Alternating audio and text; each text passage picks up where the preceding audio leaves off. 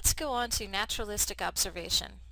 Naturalistic observation is very similar to a case study, but in naturalistic observation you're actually watching a group of people or just a few people in their natural habitat, in their natural life.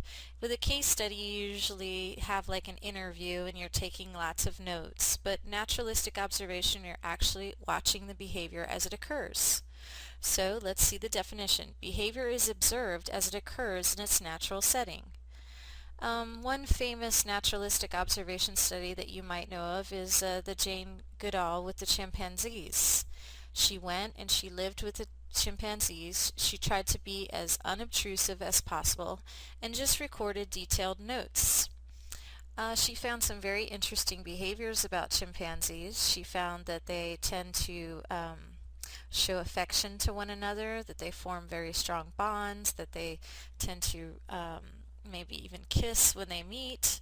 But she also saw some negative things. Many of us believe that humans are the only ones that murder in cold blood, and what she witnessed that chimpanzees are able to murder in cold blood, not just when they're in a fight, but it seemed like premeditated murder. She also witnessed what was similar to gang violence, where adolescent chimps would simply go to another tribe and try to massacre the other tribe. When there is no food shortage, there was no prompting from the other tribe. It appeared that they did it simply because they were bored and it was something to do. Now, when I said it appeared, that's the problem with naturalistic observation, is you don't know why it occurs, but we don't know exactly why it happened. You can't stop and manipulate the variables. That wouldn't be naturalistic observation. So the positive is it allows us to see natural behavior as it occurs, which gives us some really amazing information. It gives insight to behavior that cannot be ethically manipulated in the laboratory. So for example, maybe watching children in a daycare situation, or going underground and watching prostitutes and seeing how they actually interact. If you went into a bar and observed a dating situation, you could get some valuable information there. But the negative is that you have no control over the situation and you cannot infer cause and effect. Also, you have observer bias.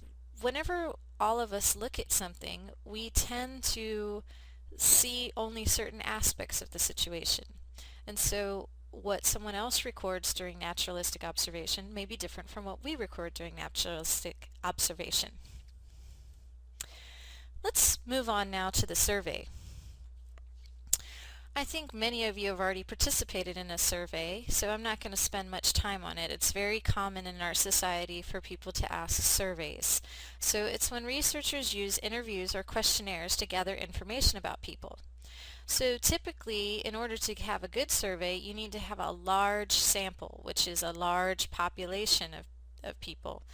You need to take a big number of people so that you can see a survey is that it can gather information quickly. You can get, if you go into a classroom that has 300 people in it and you do a survey on what president are you going to vote for, then you could find out from 300 people who's the popular candidate for the November election within 1 minute. You can track information over time by going back. We could ask them again in November to see if it has changed, who they're going to vote for. And also we could do that type of survey to get anonymous information. We could just have people fill out a questionnaire with no name, and so then there would be anonymity to it. So a lot of times surveys are used for studying sexual data and love data and opinion data, things where people might be a bit embarrassed or might hold back from saying what they really want to say. But the negative comes with that is when people are people telling the truth? So are they just putting down what they think the interviewer wants to say? Are they hiding things? We never know. Is that really the truth? Another problem with surveys is that, for example, let's go back to the election example.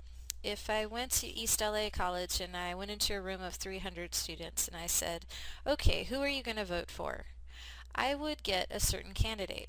But if I go just west a little bit and we go to USC and I ask them the same question, who are you likely to vote for, in a Psych 1 class of 300 people, I probably would get different results at USC versus East LA College. And what that's showing you is that it depends on where you're getting your sample from. So if you don't get a wide range sample, you may get something called sample bias, where your sample is thrown off because you're only looking at a certain group of people. One other problem with surveys is sometimes people don't understand the information. A survey is a great tool to gather lots of information quickly, but it has some problems, such as, do people understand the questions? Are people telling the truth? Um, are the samples being biased?